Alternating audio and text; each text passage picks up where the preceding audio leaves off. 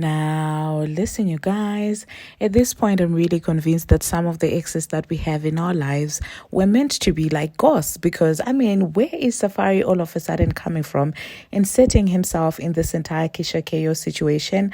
I mean, Nicki was clearly just responding to people who brought her up first. But somehow, of course, Safaree, you wore a jean vest, Samuel, decided to just, beg for Nicki Minaj's attention. We're going to talk about that in this video. And we're also going to be talking about Bongo too.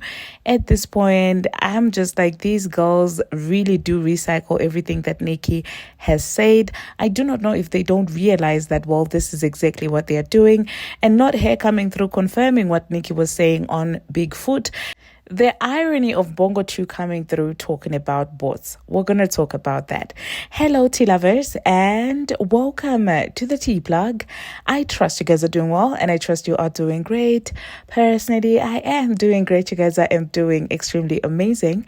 And without further ado, let us dive straight into today's tea. So, first of all, let us talk about this entire situation with Safaree. You wore a jean vest, Samuels, okay? It seems like he's coming through and inserting himself unprovoked in this entire situation between, Keyshia Kaoir, Gucci Mane, and Nicki Minaj. Now, just a little bit of recap for some of you who like to act like you have amnesia. What actually happened is that Keyshia Kaoir and Gucci Mane went on the Breakfast Club. Now, it is no secret that the Breakfast Club does not like Nicki Minaj. Any chance they get, they will hate on her. And the weird thing about them is they will always make it a point to bring her up. And I'm like, clearly you don't like her. So why do you continuously talk about her? It is giving mental torture. It's giving somebody who's trying to pin somebody into a corner. Then they react and then they act like they don't know what's going on. That's what the Breakfast Club has always done. So in this instance, Keyshia Kaoir was out there agreeing with the Breakfast Club when they were lying on Nicki Minaj to say that, well, she never showed, Gucci some love. She never reciprocated. She never shouted him out. When there is a lot of evidence on the internet of Nicki Minaj doing just that, like literally multiple videos of her shouting out Gucci Mane, her performing at the birthday bash with even Keyshia Kaoir on stage. So clearly, I don't know, she has issues with Nicki Minaj, because why would you sit on that platform and blatantly lie on this woman, okay? And so after that, obviously, Nicki Minaj decided to respond. And it's very painful, obviously, on Nicki's end, because there is a video that is out there about Miss Deb getting annoyed at Nicki Minaj for still shouting out Gucci Mane, despite Gucci not liking Nicki Minaj because, well, he couldn't have access to her hoo-ha, okay? But despite all of that, Nicki still went ahead to shout out this man and give him his flowers. So why Keyshia Kaoir would do that? Only she knows, okay? So after that, obviously, Nicki Minaj responded to that and dragged Keyshia Kaoir to filth, okay? Called her out, called her a handler, which a lot of people are now calling her, because they do feel like whatever that she's doing and she thinks, it's something to be applauded, it does seem like, well, she's out there basically handling Gucci like some form of a puppet. And people do believe that, well, even if somebody does have a mental health issue, that is not how you deal with them. Like, you can't just snatch the phone away and stuff like that. It doesn't deserve the applause that she thought it would get her. So, of course, a lot of people are reacting to that interview. Okay, so all this to say that whatever narrative they may want to make you believe, this is exactly how things play out in real time. Keyshia Kaoir on the Breakfast Club brings up Nicki Minaj, shades people about mental health. We do know who people have been trying to say, oh my God, is going through an episode and this and that. Did all that. Nicki Minaj clapped back, and all of a sudden she's the problematic one, okay? I promise you, if they hadn't mentioned that woman, she's not out there thinking about Keyshia Kaoir and Gucci Mane, okay? And despite the delusion that she wants to be Keyshia Kaoir that people are pushing out, which is rather laughable actually, and I cannot take seriously. But anyway, Safaree, you wore a jean vest, Samuel, so that is an opportunity to insert himself in this entire thing. You guys do know that he thrives on attention, okay? He did come to Gig City, tried to make a moment, to get a viral moment, and it's just corny overall. But anyway, this is what he had to say. He said, hating on Gucci and Keyshia is crazy AF. But when people are toxic and reckless on the internet, they get praised. I do not get this generation. Okay, who told your friend Keyshia Kaoir to actually come out there and mention this woman's name? Shut the F up, Safaree. Somebody call Erica and ask her if he's now stepping up in as far as fatherhood is concerned. You've got more serious issues to worry about, Safaree. Okay? You have got way more serious issues to worry about than this. Go sell the whatever that you were selling, the African black soap or whatever. That's your specialty, okay? Stay out of artist business, okay? Gucci is an artist, Nicki Minaj is an artist, okay? So this is not a but then again, he's supporting his fellow hype woman. I mean, he used to be a backup dancer and a hype man. That's his career. And Keyshia Kaoir is doing the same, except she's out there overstepping her boundaries as the backup dancer. So I guess they relate to each other. But let me know in the comment section, you guys, what you think about Safaree. Is this him not begging for attention from Nicki Minaj? And do you think that Nicki will ever pay him any attention? I highly doubt. Now, moving on to the next thing that we're going to be talking about.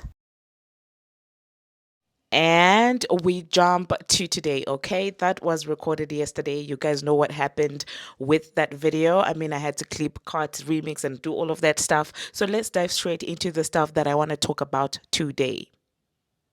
So first of all, let's talk about Bongo 2, but not what the headlines were saying, I mean, in the first clip. But there's something else that people were out there clocking. It is very much giving puppet. It's very much giving somebody is writing a script for you. At this point, I do not know if they gave her the script for the live or if it's her writing down some, a skeleton of what she wants to say so that she doesn't forget. But anyway, there's a video that is circulating on the internet, and really, it has been clipped from that TikTok live that Bongo 2 did. And when you watch closely, it does look like she's reading off a script, okay? Now, at this point, I'm just like, it's actually becoming scary because you cannot tell me that anybody from her team wrote that.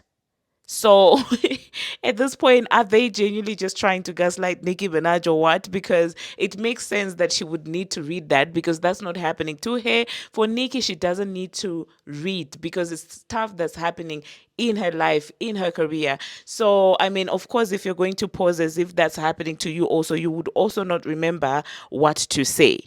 I'm shocked, honestly. And the fact that I watched that video yesterday and I also didn't even clock that this is what's going on is just more shocking, okay? But let me insert the clip that I'm talking about, you guys, and tell me, what do you think is going on here?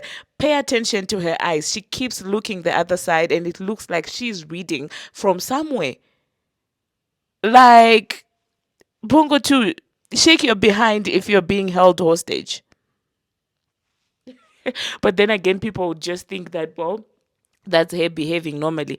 Okay, come out fully clothed because that's something unusual. That's like if she comes out fully clothed, that would be something that's unusual. Then that would be a sign for us to see that somebody is holding you or handling you or something like that. Let us know.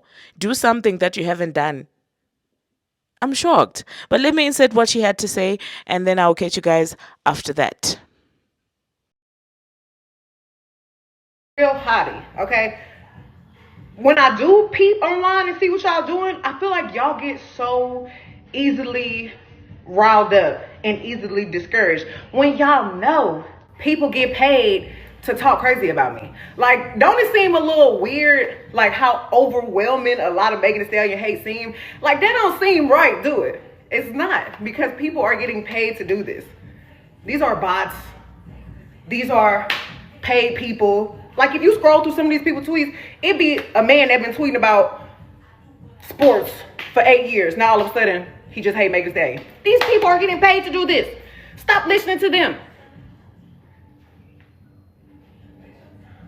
Bitch, they time up. Like, what is it even to hate on? I don't be doing nothing. I be in the house with my man, with my dogs, watching anime at the studio.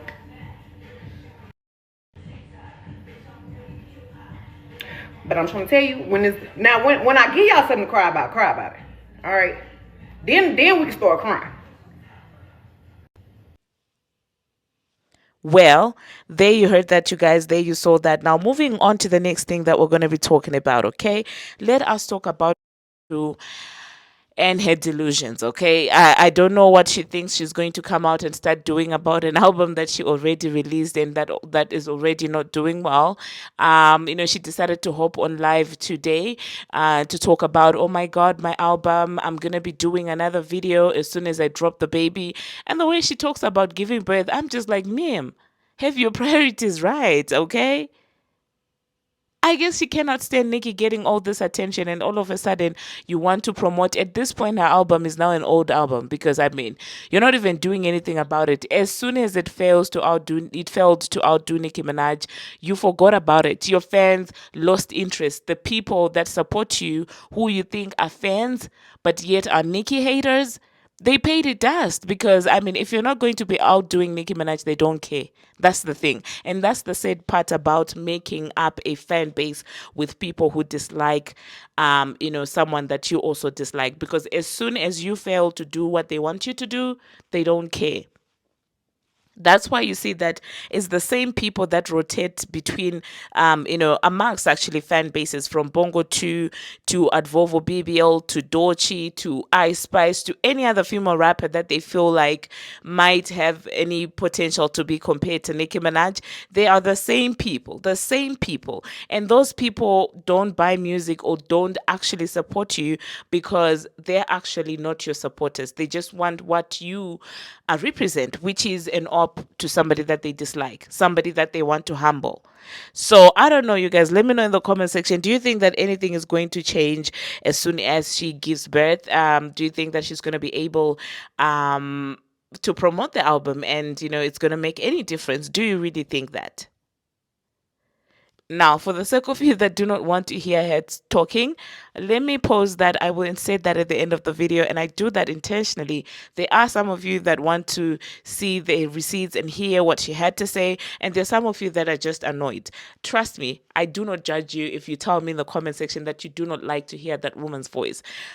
It's sometimes I'm just, because I have to make videos, I'm forced to listen to what she has to say, but I promise you, unmuting videos that she's in is something that's very annoying for me, because I know that I'm just going to be annoyed either by the delusion, by the lies, by the fake, oh, Magista. It's just annoying overall. So I will insert what she had to say at the end of this video, so some of you that don't want to watch won't have to watch through that. Let's move on to the next thing that we're going to be talking about. Remember, I did a video about how people are, expressing how it's weird all of a sudden that people are republishing articles that have Rihanna's finances on the line, given that some of the incidents did happen years and years back, okay? Years back, but all of a sudden it seems like, oh my God, Rihanna might be losing her billionaire status. Oh my God, this is what's going on with her business. And people are like, it does seem like there's something that is bubbling under in as far as Rihanna is concerned. Another school of thought is that while they are using Rihanna as a distraction. Now, there is a video that is actually circulating on the internet, okay? A video that the Joe Budden podcast decided to show us. And that's a conversation about Rihanna and, Keyshia Kaoir, where they were trying to deliberate, who they would pick to be the next superstar and stuff like that. Now, the content of that video, I won't really dwell much on, on the content on who was right, on Ish was right for picking Rihanna or Joe was. I won't dwell on that. For me, I just want you to pay attention. Do you think that a 2009 video is just back in circulation out of nowhere? All of a sudden, it's Rihanna is losing a billionaire status, and oh my God, Joe Budden spoke about Rihanna and Keyshia Kaoir, back in 2009. All of a sudden, if you pay attention to the media tactics, you will begin to see a lot of things that, well, nothing is accidentally put out there in circulation. Some things are deliberate. And I fear for Rihanna. But then again, I do also know that, well, she might be sitting on some really good information that if they do push her to the limits, she will speak. And they don't want somebody like Rihanna who hasn't been speaking to start speaking, because now you can't shut her down to say that she's having an episode, because she hardly ever speaks. If she does start to speak, I mean, speak against the industry, of course, before some of you come and start saying, you must not know Rihanna from back in the day. I'm talking about speaking against the industry, okay? So I was saying, as somebody who doesn't normally speak a lot about the industry, if she opens her mouth and she starts to say, something, the smear campaigns are not going to work, because she does not always speak.